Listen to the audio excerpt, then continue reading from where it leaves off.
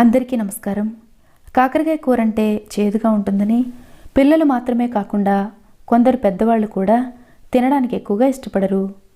అయితే పిల్లలు పెద్దవాళ్ళు కూడా మళ్ళీ మళ్ళీ కావాలని అడిగే అంత రుచిగా, చేదు లేకుండా అసలు ఎలాంటి మసాలాలు కానీ టమాటాలు లాంటివి ఏమీ వాడకుండా చాలా సింపుల్ పద్ధతిలో మంచి రుచికరమైన కాకరకాయ పులుసు ఎలా చేయాలో చూద్దాం. దీనికోసం ముందుగా 1/2 కేజీ ఉల్లిపాయలని తీసుకోవాలి. ఇక్కడ మనం ఉల్లిపాయలు ఎన్నైతే తీసుకున్నామో అందులో సగం క్వాంటిటీ ఉండేలా కాకరకాయలను కూడా తీసుకోవాలి.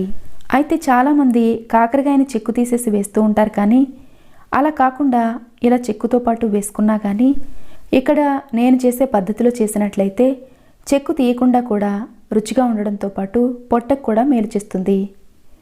ఇలా కట్ చేసుకుని పెట్టుకున్న తర్వాత తినే పులుపుకు తగ్గట్టు ఈ మాత్రం సైజులో చింతపండును తీసుకొని చక్కగా కడిగి నీళ్లు పోసి బాగా నానిన తర్వాత రసం తీసి రెడీ చేసుకోవాలి.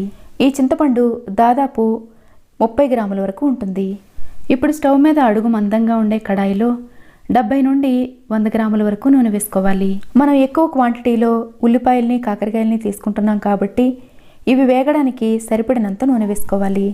లేదా మీ అలవాటును బట్టి మీ ఇంట్లో వేసుకునేట్టు వేసుకోవచ్చు.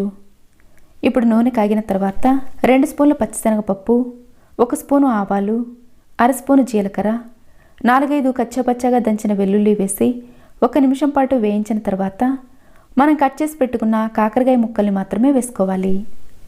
వీటిని వేసుకున్న తర్వాత మంట మీడియం ఫ్లేమ్లో ఉంచి కంటిన్యూస్గా కలుపుతూ వేయించుకోవాలి. వీటిలో పచ్చిదనం పోయి దాదాపు ఈ మాత్రం వేగిన తర్వాత వీటిని ఒక ప్లేట్లో తీసి పక్కన పెట్టుకోవాలి. ఇలా కాకరకాయల్ని ముందుగా నూనెలో వేయించుకోవడం వల్ల కూర చేదు లేకుండా మంచి రుచిగా ఉంటుంది. ఇప్పుడు 5-6 పచ్చిమిర్చీలను కట్ చేసిన ముక్కలు కూడా వేసుకొని కొద్దిగా కరివేపాకు వేసి మనం కట్ చేసి పెట్టుకున్న ఉల్లిపాయ ముక్కలన్నీ వేసుకోవాలి.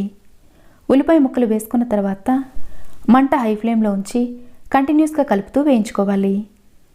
కూర రుచి అంతా ఈ ఉల్లిపాయలు వేయించుకోవడంలోనే ఉంటుంది కాబట్టి ఉల్లిపాయల్లో పచ్చిదనం లేకుండా అలాగే మరీ మాడిపోకుండా మంచి రంగు వచ్చే వరకు వేయించుకోవాలి.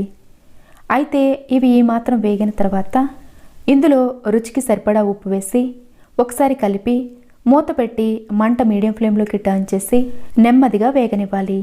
అయితే అడుగు పట్టేయకుండా మధ్య మధ్యలో మూత తీసి కలుపుకుంటూ ఉండాలి. మీరు కూర త్వరగా అయిపోవాలని ఉల్లిపాయలు సరిగా వేగకుండా కాకరకాయ ముక్కలు వేసేసినట్లయితే కూర రుచంతా పాడైపోతుందని గుర్తుంచుకోవాలి. ఉల్లిపాయలు ఇలా మంచి రంగులోకి వేగి చక్కగా మగ్గడానికి కొంచెం టైం ఎక్కువే పడుతుంది కాబట్టి కొంచెం ఓపికగా వేయించుకోవాలి. ఇవి ఇలా చక్కగా వేగిన తర్వాత ఇందులో మనం వేయించి పెట్టుకున్న కాకరకాయ ముక్కలన్నీ వేసుకోవాలి. ఈ కాకరకాయ ముక్కల్ని కూడా ఉల్లిపాయ ముక్కలతో పాటు 5-6 నిమిషాల పాటు వేయించిన తర్వాత మూత పెట్టి ఇవి రెండు మరికొంచెం సేపు మగ్గేలా మంట లో ఫ్లేమ్లోకి టర్న్ చేసి నెమ్మదిగా ఉడకనివ్వాలి. ఇదంతా ఇలా చక్కగా వేగిన తర్వాత ఇందులో తినే కారానికి తగ్గట్టు 2-3 స్పూన్ల వరకు కారం, 1/2 స్పూను పసుపు వేసుకున్న తర్వాత కూర టేస్ట్ బ్యాలెన్స్ అవడం కోసం 4-5 టేబుల్ స్పూన్ల వరకు తురిమిన బెల్లం వేసుకోవాలి. ఏ పులుసు కూరలకైనా టేస్ట్ బ్యాలెన్స్ చేయడం కోసం కొంచెం బెల్లం వేస్తాం కదా. అయితే కాకరకాయ కూరలో చేదు కొంచెం ఎక్కువ ఉంటుంది కాబట్టి మామూలు కూరల్లో కంటే కూడా బెల్లం కాస్త ఎక్కువ వేసుకోవాలి. ఇప్పుడు ఇదంతా ఒకసారి బాగా కలిపి కూర ఉడకడానికి సరిపడినన్ని నీళ్లు వేసుకోవాలి. అయితే ఈ స్టేజ్లో నీళ్లు మరీ ఎక్కువ వేసేసినట్లయితే ఈ నీరంతా ఆవిరవడానికి ఎక్కువ టైం పట్టేస్తుంది కాబట్టి కూర ఉడకడానికి మాత్రమే సరిపడినన్ని వేసుకోవాలి. ఇప్పుడు మూత పెట్టి మంట లో ఫ్లేమ్లో ఉంచి 5-6 నిమిషాల పాటు ఉడికించిన తర్వాత కాకరకాయ ముక్క ఎలా ఉడికిందో చెక్ చేసుకోవాలి. ముక్క ఇలా చక్కగా మెత్తగా ఉడికిన తర్వాత మనం రసం తీసి పెట్టుకున్న చింతపండు పులుసు అంతా వేసుకోవాలి.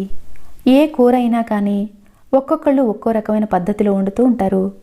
అయితే మీ అభిరుచికి తగ్గట్టు ఉప్పు, కారం, నూనె, పులుపు, బెల్లం అన్నీ కూడా మీ టేస్ట్కి తగ్గట్టు వేసుకోవచ్చు. అయితే మీరు ఇప్పటి వరకు ఏ పద్ధతిలో చేసినా కానీ ఇక్కడ నేను చూపించిన పద్ధతిలో చేసినట్లయితే ఎప్పటికీ ఇదే పద్ధతిలో చేసుకుంటారు. చింతపండు పులుసు వేసిన తర్వాత కూరంతా ఒకసారి కలిపి మనకి కావలసిన కన్సిస్టెన్సీకి తగ్గట్టు నీళ్లు కూడా పోసుకొని మూత పెట్టి మంట లో ఫ్లేమ్లోకి టర్న్ చేసి మరికొంచెం సేపు ఉడికించుకోవాలి. కూరంతా చక్కగా ఉడికి ఇలా ఆయిల్ సపరేట్ అవుతున్నప్పుడు స్టవ్ ఆఫ్ చేసి వేడివేడి అన్నంతో సర్వ్ చేసుకోవడమే. ఇక్కడ నేను చూపించిన పద్ధతిలో కొంచెం ఓపికగా ఉల్లిపాయలు అన్నీ వేయించుకున్నట్లయితే కూర చాలా చాలా రుచిగా ఉండి పిల్లలు కూడా ఎంతో ఇష్టంగా తింటారు. కూర కడాయిలో కానీ లేదా గిన్నెలో కానీ ఉన్నప్పుడు నూనెంతా పైకి తేలి కొంచెం ఎక్కువగా ఉన్నట్టు కనిపిస్తుంది, కానీ కూరంతా కలుపుకొని వేసుకునేసరికి నూనె సరిగ్గా సరిపోతుంది. కాకరకాయ కూర అంటే అసలు ఏమాత్రం నచ్చని వాళ్ళకు కూడా నచ్చి తీరేలా ఎంతో రుచిగా ఉండే ఈ సింపుల్ అండ్ ఈజీ కర్రీ మీకు నచ్చినట్లయితే లైక్ చేయడం మర్చిపోకండి. Thanks for watching.